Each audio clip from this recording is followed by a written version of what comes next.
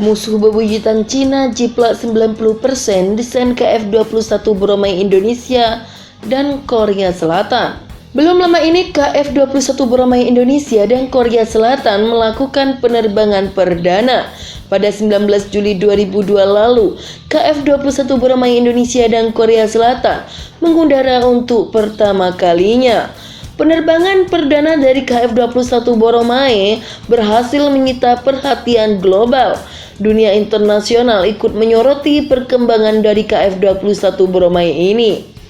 Dikembangkannya KF-21 Boramae ini juga sebagai langkah Korea Selatan dalam upaya untuk mengurangi ketergantungan jet tempur barat. Korea melaporkan uji terbang perdana yang sukses dari jet tempur buatannya sendiri. Bergabung dengan sekelompok kecil negara untuk mendemonstrasikan teknologi itu sebagai bagian dari mengurangi ketergantungannya pada AS.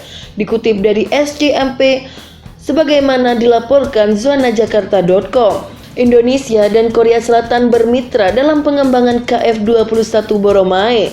Setidaknya Indonesia harus mengeluarkan dana sekitar 20% dari total beban dana pengembangan KF-21 Boramae.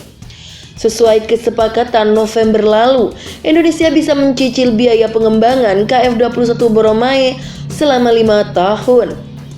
Indonesia juga diizinkan sekitar 30%-nya membayar dalam bentuk imbal dagang.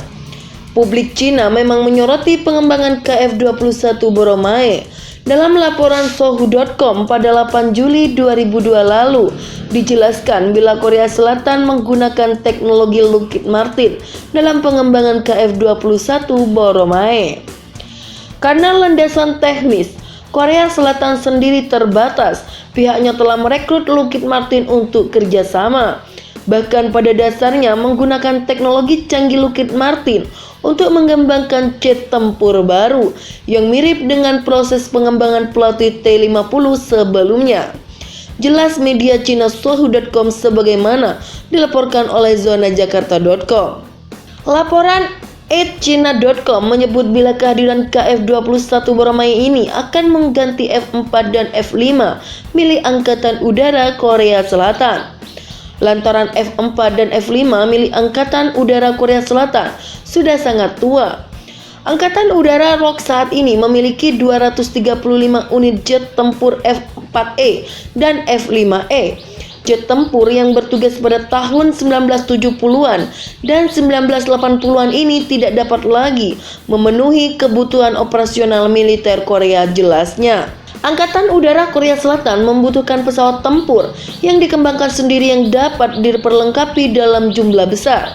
Pesawat ini tidak hanya memiliki teknologi canggih tertentu, dapat mengikuti tren Angkatan Udara siluman di perbaruan dan iterasi di masa mendatang, dan juga dapat mencapai peralatan skala besar dengan biaya yang relatif terjangkau. Lebih penting lagi, KF-21 diproduksi sendiri oleh Korea Selatan yang tidak hanya dapat meningkatkan tingkat industri penerbangannya sendiri, tetapi juga mengurangi ketergantungan pada AS saat batas tertentu. Lanjutnya, dari laporan ini jelas keberadaan KF-21 Boramae salah satunya untuk mengurangi ketergantungan Korea Selatan ke Amerika Serikat.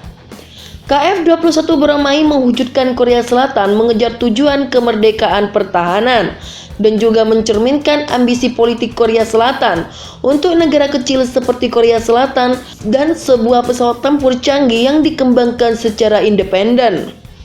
Memiliki kinerja yang dapat diterima dan dapat diekspor ke luar negeri adalah sangat baik alat propaganda politik. Signifikasi KF-21 Boramae bagi Angkatan Udara dan pemerintah ROK sudah jelas imbuhnya.